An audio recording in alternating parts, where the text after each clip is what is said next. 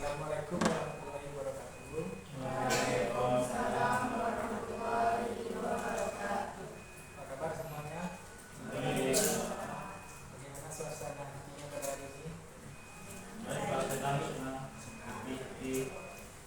Sebelumnya Bapak ucapkan terima kasih kepada kalian semua yang sudah sempat hadir untuk mengikuti kegiatan ujian kelompok kita pada hari ini. Sebelum kita mulai kegiatan kita, alangkah baiknya kita berdoa terlebih dahulu. Siapa yang berdoa? Silakan. Ya, silakan ya. Baik, sebelum kita mulai kegiatan, saya berdoa mulai.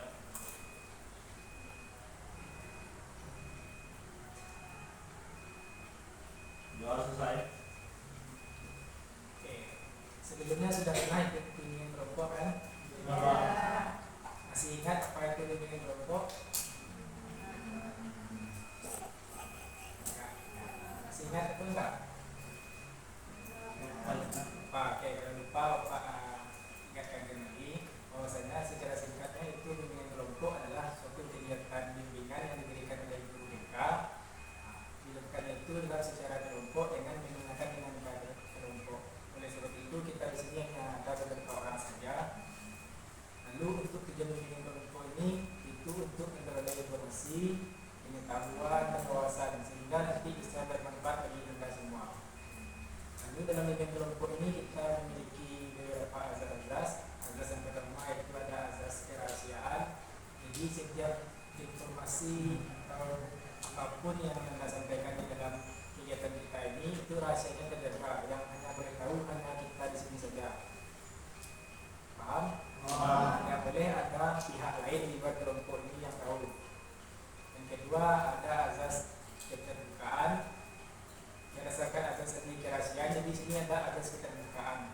Nanti Anda diminta untuk terbuka dalam menyampaikan apapun, termasuk cerita atau pendapatnya. Jangan sampai ada yang ditutupi. Jangan takut-takut ya, itu dengan malu-malu. Karena kita sudah tadi ada azas kerahasiaan. Lalu azas yang ketiga itu azas kesukarelaan. Dari sini datang bimbingan kelompok di sini apakah secara sukarela atau ada paksaan? Jadi tidak ada yang terpaksa ya. Lalu untuk azas yang keempat itu ada azas namanya azas ketermasifan. Walaupun di sini kita bimbingan kelompoknya seperti yang kita lihat ini seperti ada minuman atau ada makanan, karena kita tekniknya itu teknik umum. Kita menciptakan suasana santai, yaitu layaknya di sebuah rumah. Jadi meskipun suasananya santai, kita rileks, tapi tetap kita jaga ketertibannya dengan mengikuti aturan-aturan sosial yang sedang berlaku. Oke, sampai di sini. Jadi sebelum kita masuk ke tahap intinya, langkah baiknya kita berkenalan terlebih dahulu. Perkenalannya nanti dimulai dari nama, yaitu nama, alamat, dan ditambahkan dengan bukti. Nanti dimulainya dari Bapak. Oke, kita mulai ya. Perkenalkan, nama Bapak Nur Aziz Hidayatullah, alamat Bapak di Ampang, hobi Bapak jalan-jalan. Oke, lanjut ke sebelah kanan Bapak. Perkenalkan, nama saya Firman Wajib. Nasib pemilihannya. Pemilihan lagi tinggal di Jepang, hobi main sepeda. Sepeda ya, sepedanya karena ikut itu enggak namanya turun sepeda, turun sekarang belum. Nanti ikut lagi ya. Sedangkan Perkenalkan, nama saya Raka Pradiyus. Saya tinggal di Seba. Hobi saya Raka tinggal di Seba, hobinya traveling. Sama Bapak sih. Nanti kita traveling bareng ya. Lanjut sebelahnya. Perkenalkan, nama saya Saudara Putra, sudah bikin pelajar, tinggal di Mobil Hitam. Hobi saya mendengarkan musik. Ya, tinggal di kita hobinya mendengarkan musik. Musik rock ya. Metal rock, futsal, Musik topan, metal rock. topan. Oh iya. Lanjut sebelahnya.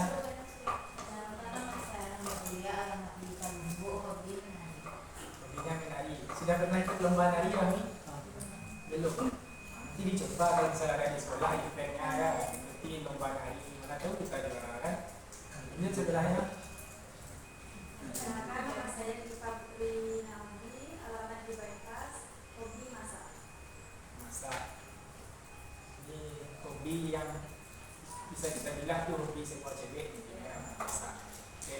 silakan. Perkenalkan, nama saya Kamila Madani, alamat Surabaya, hobi mancing. Mancing, hobinya mancing, Rani Ramadhani. Oke, lanjut sebelahnya. Perkenalkan, nama saya Nuri Belasari, saya tinggal di Nuri tinggal di Teguh. Dulu hobi saya bermain. Yang juga badminton. Sudah pernah ikut lomba badminton? Belum. Lanjut sebelahnya. Perkenalkan, nama saya Nela Sukma, saya tinggal di Kalunggu. Hobi saya memasak. Hobinya masak, sama Mifa ya. Siapa tahu nanti bisa duet masak ya. Siapa yang enak. Ayo lanjut sebelahnya. Perkenalkan, nama saya Salma Patrianisa, alamat Kalunggu. Hobi dance. Salma hobinya nih dance. Sudah pernah ikut lomba Salma? Sudah. Sering juara. Mungkin belum rezekinya ya. Lanjut sebelahnya. Perkenalkan, nama saya Wati Hadi, tinggal di Kalunggu. Hobi membaca. Membacanya membaca buku pelajaran atau komik? Komik. Tapi ditambahkan dengan buku pelajaran agar nanti bisa wawasannya lebih berkembang lagi. Lanjut sebelahnya. Perkenalkan, nama saya Rima Feresti, tinggal di Rapai. Hobi menonton. Nonton film atau nonton Ya, apa? dan Korea. ya. Korea. Semuanya sudah kenal satu sama lain ya. Siapa nama Pak tadi? Masih ingat dengan saya. Ini dilihat tegang sekali wajahnya Pak ya. Jadi sebelum kita mulai kegiatannya, karena kita belum tegang, kita berikanlah SDK gitu ya. Nama SDK-nya itu adalah anggota tubuhku. Nah, belum pernah dengar kan? Belum. Nama SDK-nya sudah ada ya kan? Namanya anggota tubuhku. Gimana cara mainnya tuh Pak? Itu kan? Jadi di manusia itu kita kan manusia. Jadi anggota tubuh kita itu ada mata, hidung, mulut, telinga, tangan, kaki. Ya. Nanti kalau misalkan Bapak bilangnya, tunggu dulu. Nanti setelah kita sedikit ini, kita berikan hukuman bagi yang kalah ya. Setuju? Hukumannya menyanyi mau? Menyanyi aja, menyanyi itu kan semua orang bisa nyanyi. Ya kan ya? Cari suara lu. Semua orang bisa nyanyi, jadi hukumannya yang kalah mesti nyanyi. Oke, kita kembali ke cara bermainnya. Cara bermain anggota tubuhku ini yaitu kalau Bapak bilangnya mata, pegang mata. Kalau Bapak bilang hidung, pegang hidung. Begitu juga dengan mulut, tangan, kaki. Kaki cukup pegang di situ saja karena kita duduk ya. Ikuti apa yang Bapak sebut, bukan yang Bapak lakukan. Paham kan? Yang Bapak sebut itu yang dipegang, bukan yang Bapak lakukan. Oke? Kita percobaan untuk dicoba. Konsentrasi dimulai. Tangan, hidung, mulut, mata, telinga, kaki, tangan, hidung, mulut, hidung, kaki, tangan, mata, telinga, hidung, mata, mulut, tangan,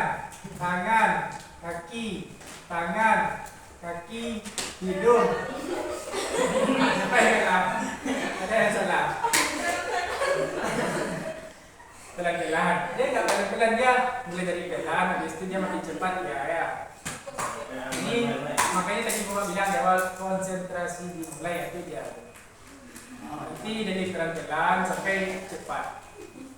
Oke, sekarang uji cobanya kita anggap sudah selesai. Jadi kita sekarang yang seriusnya lagi, yang benerannya. Oke, 1, 2, 3. Konsentrasi dimulai. Mata, hidung, mulut, telinga, mata, kaki, tangan, kaki, mata, mulut, hidung, mulut, mata, tangan, kaki. Oke, benar-benar yang salah. Hidung, mata, mulut, kaki, hidung, mulut, mata, telinga, kaki, telinga, hidung. Sudah hebat ya semuanya ya. Oke. Sekali lagi kita coba ya, sekali lagi. Konsentrasi dimulai kaki, tangan, hidung, mulut, mata, mulut, hidung, telinga, mata.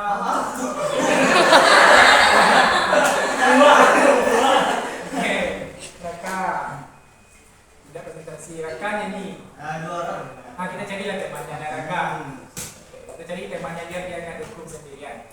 Oke, kita mulai lagi. 1, 2, 3. Konsentrasi dimulai mulut, hidung, mata, telinga, kaki, tangan, mulut, hidung, telinga, mulut, telinga, mata, hidung, kaki, tangan, mata, kaki,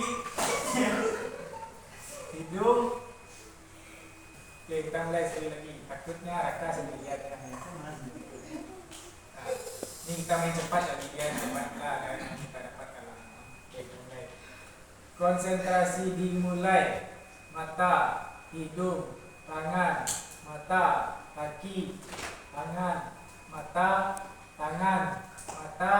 kaki, mata, hidung, mulut, telinga, hidung, mulut, mata, kaki, mata,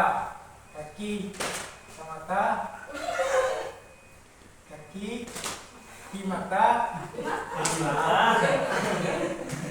Nggak ada yang salah ya, sudah ubah-ubah katanya di mata, berarti itu mata. Oke, sekarang kita main 2 poin lagi. Saya pernah bilang di mata berarti hidung mata. Atau kita ganti pakai bahasa Inggris. Boleh? Pakai bahasa Inggris. Ini terlalu hebat kalian semuanya ya. Jadi Rakanya sendiri rekam. Sudah kita coba, nggak ada yang kalah, mereka konsentrasinya sudah bagus. Karena Raka sendiri, kita persilakan Raka menyanyi apa?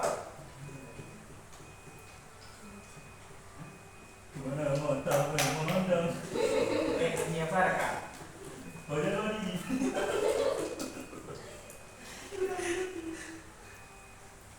Ini apa bagusnya tuh? Teman-teman yang menentukan. Kalau Mars CFA-nya betul nggak?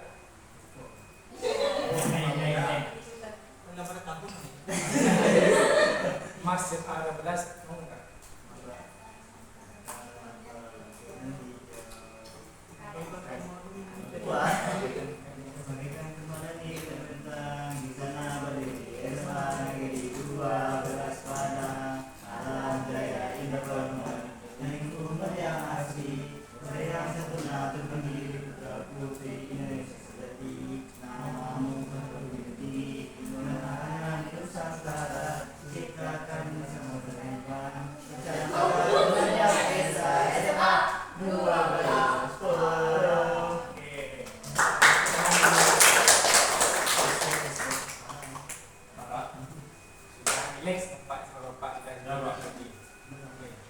Sekarang kita masuk ke tahap berikutnya, yaitu tahap kegiatan. Pada tahap ini kita akan membahas nanti suatu tema, dan tema itu tema tugas atau topik tugas. Topik itu Bapak tentukan sendiri. Nanti kalian bisa memberikan masukan, pendapat ataupun ceritanya nantinya.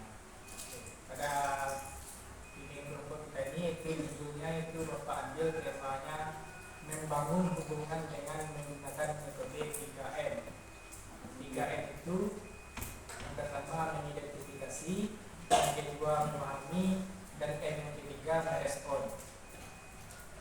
Jadi metode 3M itu apa tadi pertama? Mengidentifikasi, memahami, dan merespon. Mengidentifikasi, tapi kita membangun hubungan. Mengidentifikasi itu pada dasarnya itu suatu kegiatan yang dilakukan, itu proses kegiatan mengenali sesuatu berdasarkan ciri-cirinya. Tapi karena di sini kita membahas membangun hubungan, berarti kita mengidentifikasinya itu manusia, bukan misalnya mengidentifikasi itu secara umum bisa mengidentifikasi suatu karya ilmiah. Tapi kita di sini identifikasinya manusia. Jadi pada dasarnya identifikasi itu adalah proses mengenali, menetapkan, dan menggolongkan suatu objek atau entitas. Digolongkan itu berdasarkan ciri-ciri, karakter, dan sifat-sifatnya. Lalu karena kita disuruh mengidentifikasinya manusia, tentu ada cara mengidentifikasi. Cara mengidentifikasi, jadi kita cara mengidentifikasi seseorang. Siapa tahu kira-kira cara mengidentifikasi seseorang itu apa?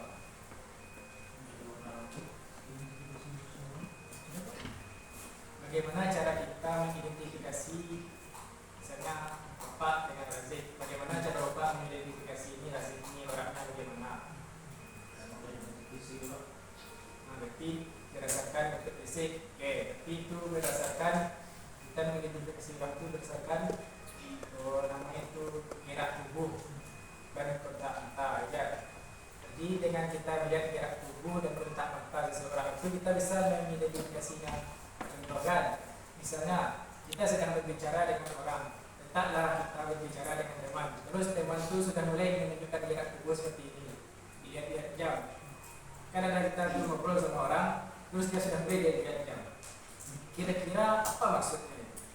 Sudah bosan Pak, tidak nyaman berbicara. Sudah bosan, tidak nyaman berbicara. Apa lagi? Energi. Kalau dalam ilmunya itu, ketika seseorang berbicara dengan kita, dia sudah mulai dilihat jam. Itu tandanya dia sudah mau mengakhiri pembicaraan dengan kita. Jadi kita sebagai lawan bicaranya harus paham, harus peka istilahnya. Ketika orang sudah melihat jam, itu tandanya dia sudah mungkin dia ada suatu hal atau dia mau pergi istilahnya. Itu cara mengidentifikasi berdasarkan gerak tubuh. Ada juga yang seperti ini, menghilangkan kaki atau tangan, kaki disilakan atau menghilangkan kaki. Itu bisa saja sebagai tanda bahwa orang itu tidak mau diajak ngobrol misalnya. Dia atau dia menghilangkan tangan seperti ini berdoa. Itu bisa saja diidentifikasi bahwa dia itu tidak mau diajak ngobrol. Jadi kita sebagai lawan bicaranya harus peka juga. Lalu yang cara mengidentifikasi orang yang kedua, apa lagi contohnya? Perhatikan gaya bicara. Ya, berdasarkan gaya bicara orang kita bisa juga mengidentifikasi. Apa yang kita identifikasi dari cara bicara itu? Yang pertama ada intonasinya. Kadang orang itu dia bicaranya keras atau pelan, ya. Tapi ini kita lihat juga latar belakang orangnya dulu. Kalau dia orang pesisir misalnya, itu dia keras suaranya, ya kan? Kenapa keras? Karena dia kalau dia suaranya pelan, nanti nggak kedengaran karena ada ombak juga, kan? Jadi meskipun kita secara umumnya kalau suara keras itu marah, misalnya mengidentifikasikan perasaan marah, ya kan? Tapi bagi orang pesisir itu bukan marah. Terbalik juga dengan orang dataran tinggi. Mereka berbicara itu lebih pelan, lembut.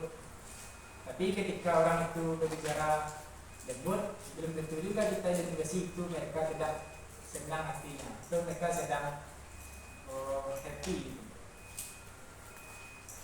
Yang perlu kita ingat tuh secara umumnya bahwa kalau suara orang keras itu menandakan suasana hati, mungkin ada hal yang menjadi dirinya atau dia sedang mengalami suatu hal, atau suaranya lembut artinya dia sedang bahagia.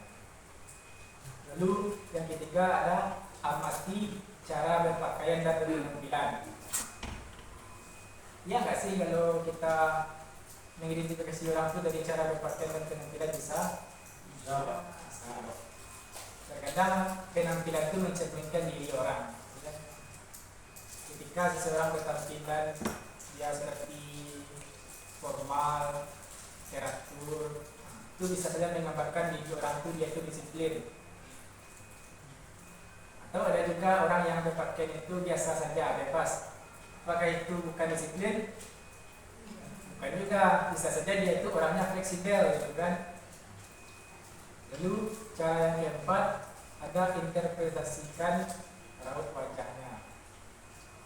Ini sangat gampang nih. Kalau kita mengidentifikasi orang dari raut wajah itu bukan, kalau sudah berkerut kening orang itu tandanya apa? Berkerut keningnya ada garis-garis di atas matanya ini. Tanda apa tuh? Bermut, banyak masalah, saya kan sedang overthinking, ya kan? Lalu dari cara tertawa orang bisa juga kita lihat tuh. Tahu nggak tertawa orang? Kalau orang tertawa itu nampak garisnya di sini. Itu tertawa yang ikhlas, ya kan? Cobalah kalau tertawa yang ikhlas. Kalau orang ikhlas cuma tertawanya nampak garisnya. Garis yang tertawanya itu ada. Coba contohkan gimana ketawa orang yang nggak ikhlas. Suara seperti suaranya aja yang keluar tapi senyumnya nggak nampak kan. Lalu cara mengidentifikasi seseorang yang kelima yaitu perhatikan minat dan hobinya. Ini sangat penting juga ini dalam menentukan atau kita mengidentifikasi orang lain. Karena minat itu adalah suatu kecenderungan seseorang terhadap sesuatu hal yang dia sukai. Hobi adalah hal yang mereka sukai juga. Kira-kira memang penting nggak itu untuk kita ketahui bagaimana kita bisa mengidentifikasi orang lain? Oke. Nah ketika kita tahu orang itu misalnya Fajar dia tadi suka nyanyi, suka musik gitu kan. Jadi gampang saja kita bergaul dengan Fajar dengan cara kita berbicara itu dibuka dengan tema atau topik itu tentang musik. Kan Fajar, kamu suka musik nggak? Aku suka musik ini. Berikan bersama dengan yang badminton tadi siapa? Nuri ya. Nuri suka badminton, dia hobinya badminton. Kalau kita mengidentifikasi Nuri ini dia seperti orang yang bersemangat, kompetitif, ya kan? Orang olahraga itu semangat kan? Atau orang yang hobi membaca. Jadi dia tuh digambarkan sebagai seseorang yang introspektif. Dari semua itu ada yang mau ditanyakan? Itu dari yang Bapak sampaikan itu adalah metode M yang pertama, itu mengidentifikasi. Sekarang kita masuk ke M yang kedua, yaitu memahami. Memahami berarti kita mengerti perasaan, pikiran, dan pengalaman serta sudut pandang orang lain. Itu arti dari memahami. Tidak hanya kita memahami itu melalui ucapan saja, dan juga perasaan pengalaman disertai. Karena kita memahami ini bukan suatu pelajaran ya. Kita balik lagi kita memahami seseorang. Karena juga kita membangun hubungan. Lalu bagaimana cara memahami seseorang, Pak? Caranya yang pertama yaitu berikan pertanyaan. Apa maksudnya Pak? Berikan pertanyaan. Karena kalau kita untuk memahami orang lain tentu kita perlu informasi tentang dia. Jadi kita berikanlah pertanyaan kepada seseorang. Tapi dalam memberikan pertanyaan ini dan juga cara penyampaian yang pas. Karena kalau cara penyampaiannya tidak pas atau salah, bisa saja kesannya nanti kita interogasi gitu. Apalagi kita baru kenal dengan orang kan. Kalau kita cara penyampaian kita dalam bertanya itu terlalu baku, malahnya bukan ngobrol, bukan bercerita, tapi interogasi kesannya. Jadi memberikan suatu kesan yang tidak mengenakan bagi si bicara kita. Lalu berikanlah bahwasanya itu kita pertanyaan itu yang jangan yang paling panjang juga, karena kita bertanya bukan perlu untuk mengurusi seluruh hidupnya, karena kita hanya perlu beberapa saja untuk memahami orang itu. Lalu Jadi pertanyaan itu dibatasi juga. Kalau misalkan nanti baru bertemu dengan orang, kalian juga bertemu orang baru, bertanya itu yang standar-standar saja. Nah, yang paling dihindari itu jangan bertanya tentang privasi, itu tidak boleh. Padahal contohnya, Ras, agama. kalian boleh tanya tentang agama orang. Kadang beberapa seperti orang bule itu dia nggak mau ditanya seperti itu ya. Atau ditanya umur pun nggak boleh.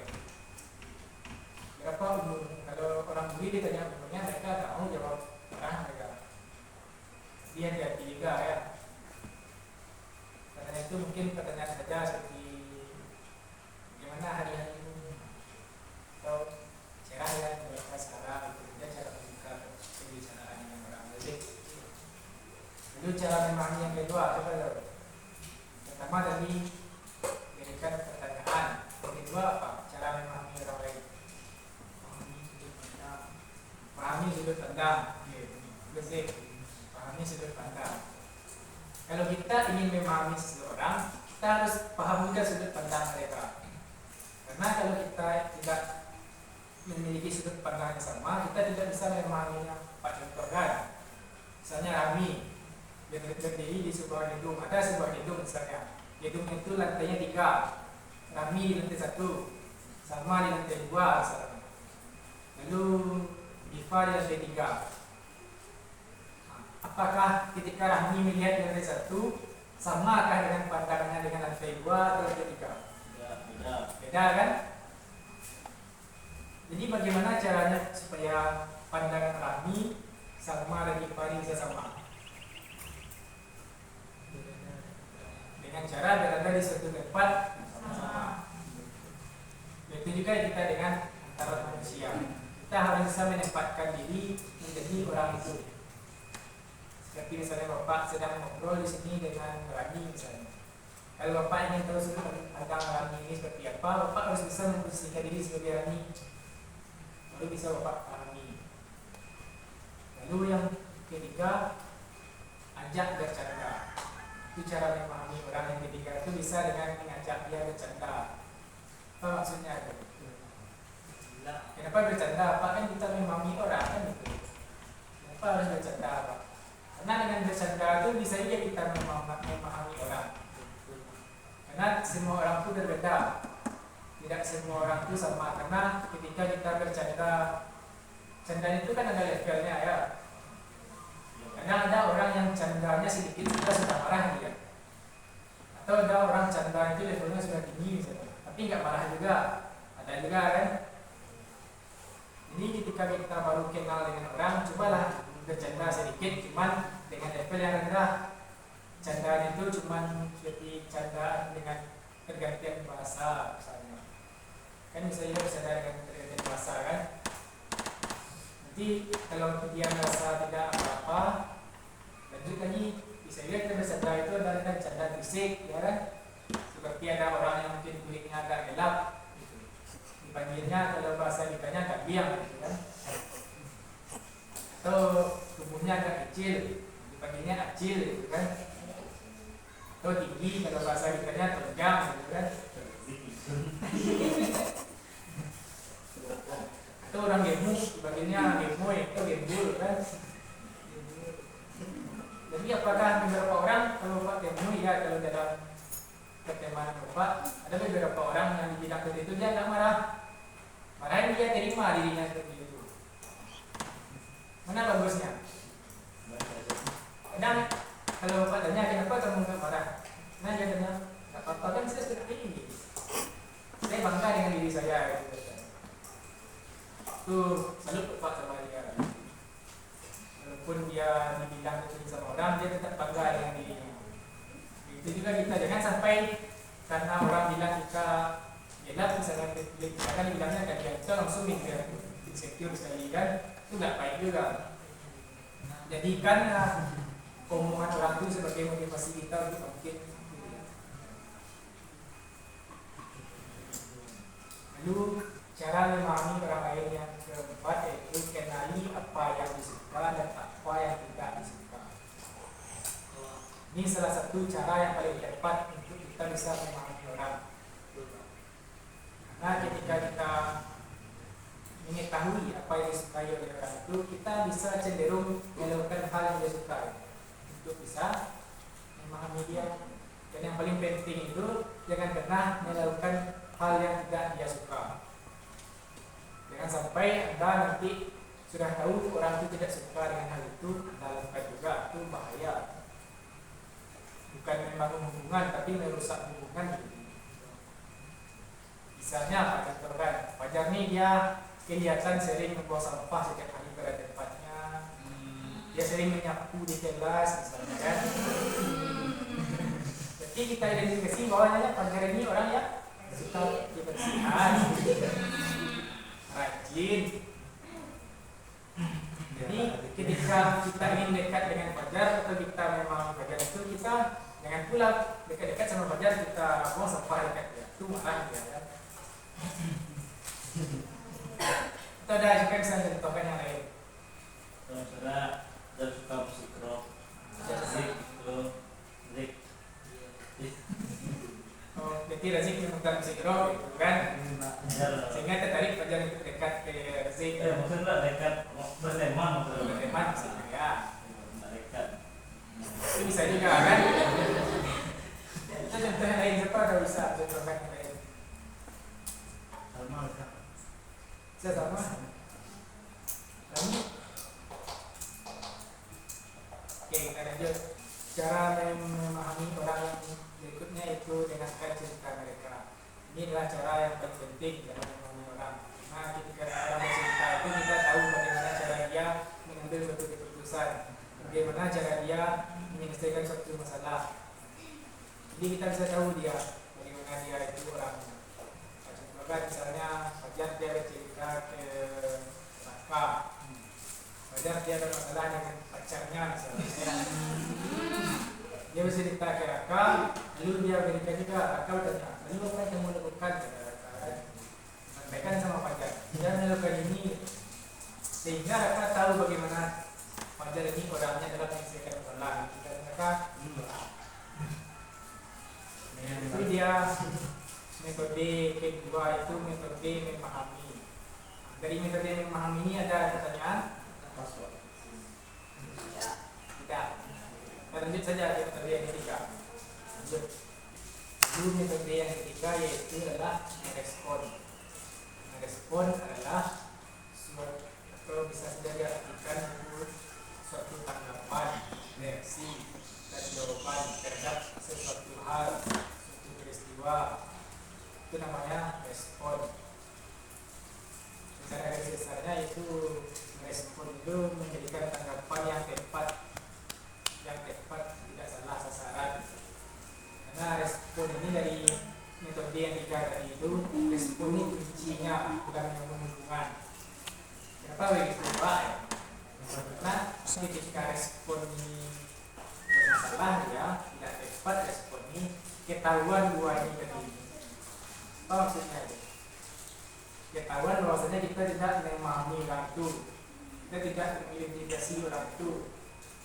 Nah, di respon ini kuncinya. Jika seseorang menceritakan suatu hal kepada kita, misalnya Fajar ada cerita tentang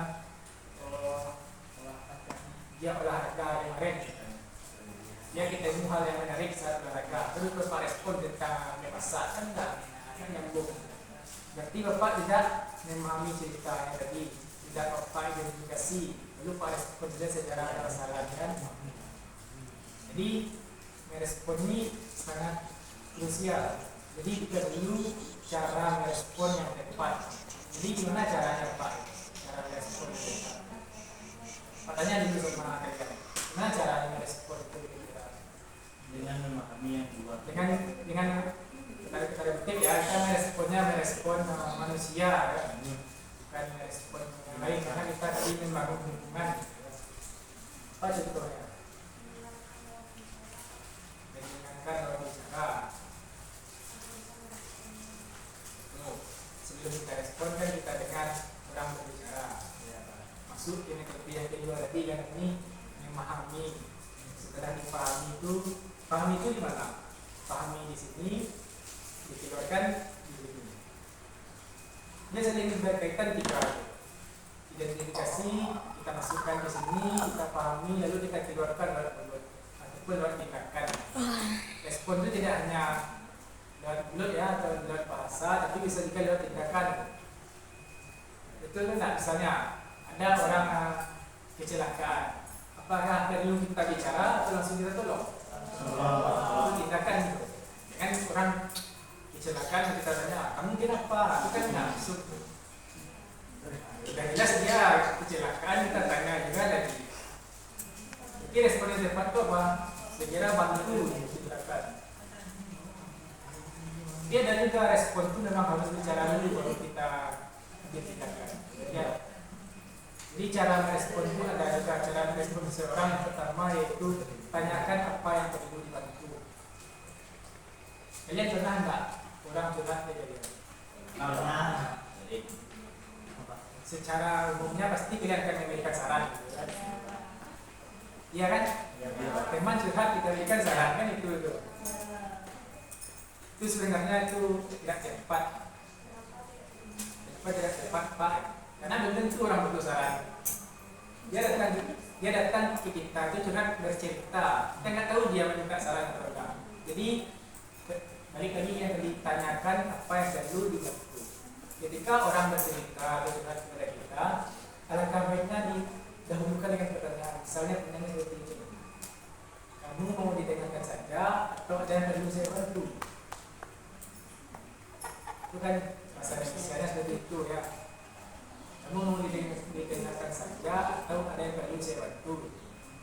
Atau ada yang bisa saya bantu? Karena nggak semua orang itu bercerita dia meminta saran. Bisa kan? Bisa.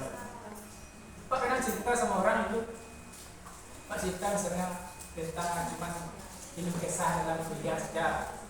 Misalnya kuliah ini kan banyak juga caranya Pak cerita, tapi Pak minta saran. Pak cuma tutur dan Pak menyebabkan emosi tadi.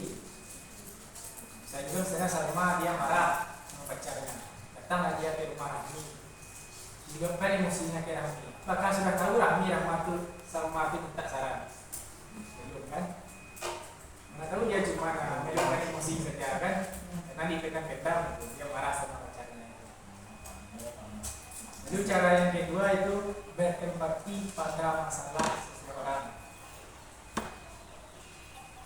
Berempati pada masalah seseorang, karena orang itu ini ketika orang cerita kepada kita perlu memposisikan diri kedua orang itu. Karena mereka sudah dalam masalah itu, dia dalam keadaan tertekan. Jadi perlu juga empati diberikan kepada dia. Apa caranya berempati pada masalah orang? Caranya itu seperti ini Razik. Misalnya Raka bercerita ke Razik, bilangnya seperti ini Razik, saya kalau jadi kamu akan melakukan hal yang sama. Itu sudah empati kita. Ya kan? Jadi dia bercerita ke bapak, terus dia sudah melakukan suatu tindakan, walaupun tindakannya itu salah, kan? Ataupun tidak tepat tindakan yang diambil dari itu.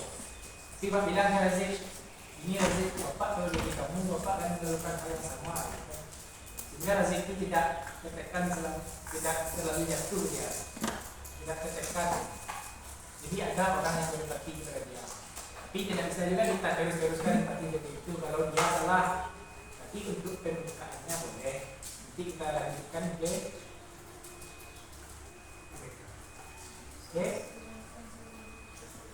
arah yang lebih baik. Itu kan dia ke arah yang lebih baik. Karena kan jadi kita berempati ke dia melakukan satu kesalahan, gitu kan. Setelah kita berempati dia, kita berikan saran. Jangan langsung disarankan saja. Karena dia betul itu teman, hubungan. Lalu cara yang ketiga itu tunjukkan dukungan. Tunjukkan dukungan kepada seseorang. Kadang orang itu seperti yang Bapak bilang tadi, dia bercerita itu hanya sekedar bercerita saja, gitu. Tidak meminta saran. Jadi ketika orang cuma bercerita saja, kita nggak harus untuk cuma dengar begitu saja. Bisa juga berikan dukungan. Caranya gimana? Dukungannya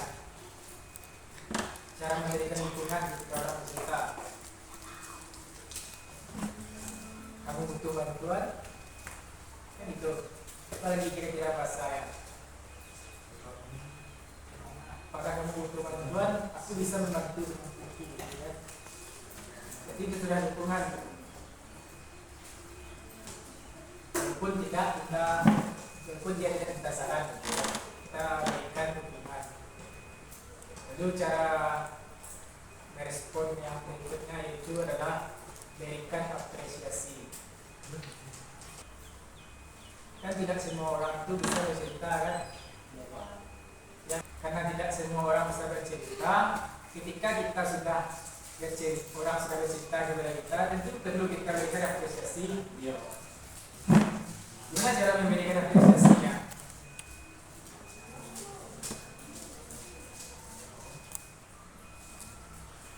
Apa kira-kira?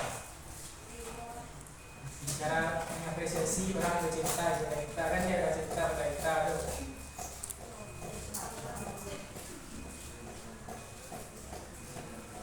Terima kasih kamu sudah mempercayakan saya sebagai tempat. Kita berikan apresiasi. Itu cara mengapresiasi orang bercerita. Lalu cara merespon orang yang terakhirnya yaitu menjaga rahasia. Kalau orang sudah cerita kepada kita, tandanya kita sudah dipercaya sama orang. Betul apa salah? Kalau orang tidak percaya sama kita, mungkin dia cerita kepada kita. Aneh namanya. Begitu juga pada kita sebaliknya. Kalau orang tidak percaya sama kita, maka tugas kita itu menjaga rahasia. Kepercayaannya. Orang percaya kepada kita jaga kepercayaan. Jangan sampai kita hianati kepercayaan kita. Karena balik lagi yang tadi tidak semua orang bisa bercerita. Nah ini suatu hal yang bagi beberapa orang itu hal yang sulit menjaga rahasia. Jadi kita usahakan untuk tidak menyampaikan apa yang diceritakan orang kepada kita. Itu kita tidak tahu. Oke, dari ketiga metode yang sudah kita sampaikan tadi, kita bahas bersama tadi. Apakah ada yang ingin ditanyakan? Ada. Yang mau bertanya? Boleh? Tidak ada. Kalau tidak ada, boleh Pak bertanya? Boleh. Pertanyaannya tidak susah-susah, itu tentu seperti pada yang tadi dijawab. Iya Pak. Pertanyaan dari Bapak yaitu, coba Anda sebutkan 2 cara saja cara mengidentifikasi orang lain supaya bisa dengan ini bisa.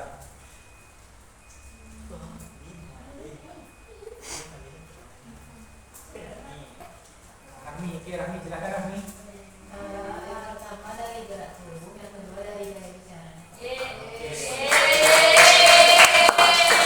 Ya, masih ingat. Pertanyaannya 2 lagi ya. 1 lagi, 2 lagi ada. Pertanyaan berikutnya. Ketika ada orang bercerita kepada kita, apa hal yang tepat untuk kita lakukan?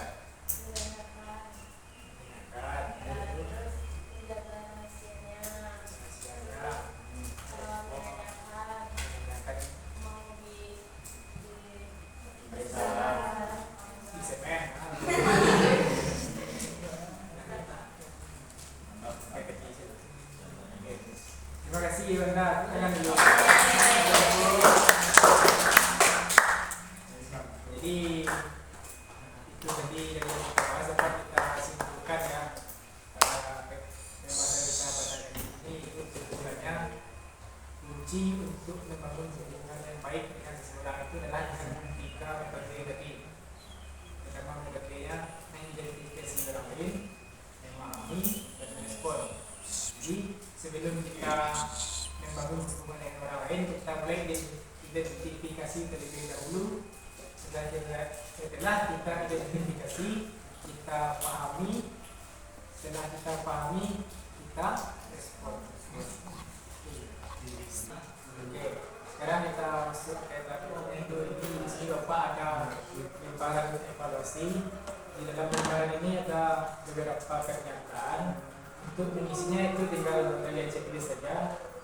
Ini ada SS itu sangat sesuai, S itu sesuai, CS cukup sesuai, dan TS tidak sesuai. Ya. Nanti checklist sesuai dengan apa yang anda rasakan atau yang anda dapat. Pak bagikan nanti silakan diisi. Belum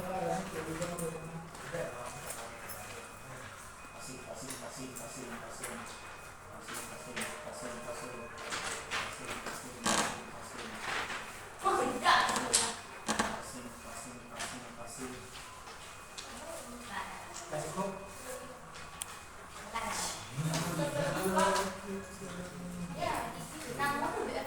Yang buat namanya silakan diisi ya.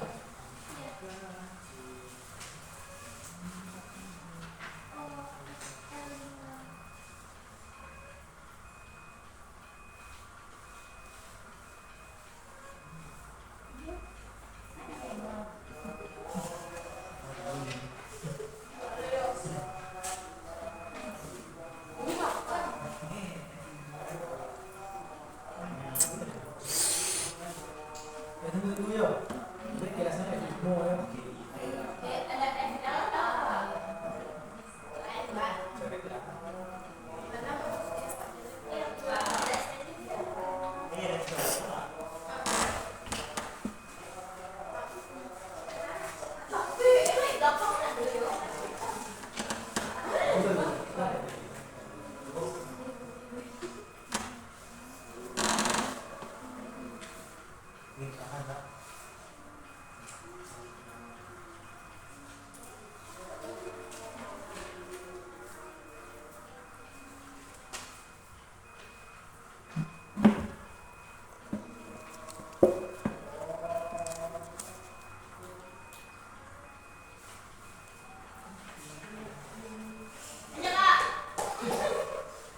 Udah siap?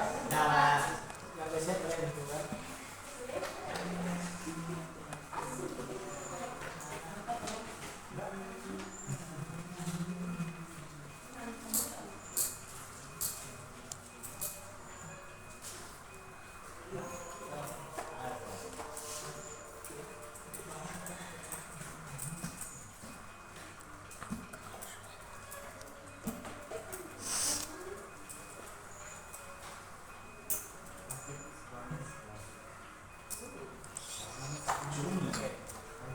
Sebelum kita tutup kegiatan kita pada hari ini, Pak mau tanya dulu pernah kesan kalian dalam mengikuti kegiatan bimbingan kelompok ini? Pak tanya satu-satu. Dari David, pernah kesan David? Senang sih. Kenapa senang David?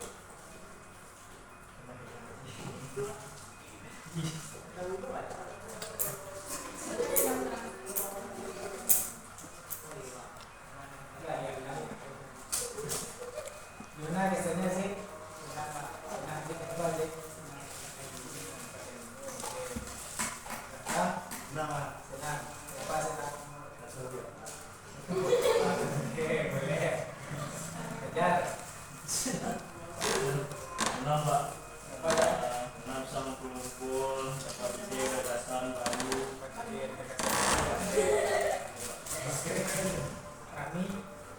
kenapa senang? Oke. Iva. Oke.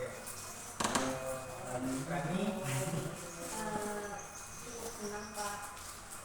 Kenapa tuh Rani?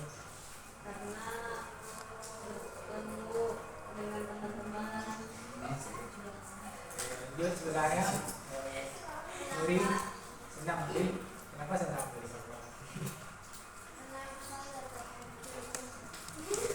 Nila senang Nila. Sama kenapa sama?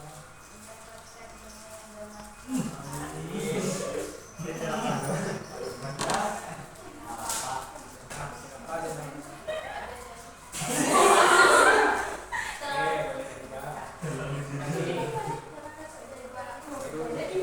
baru ini baru serius kali ini.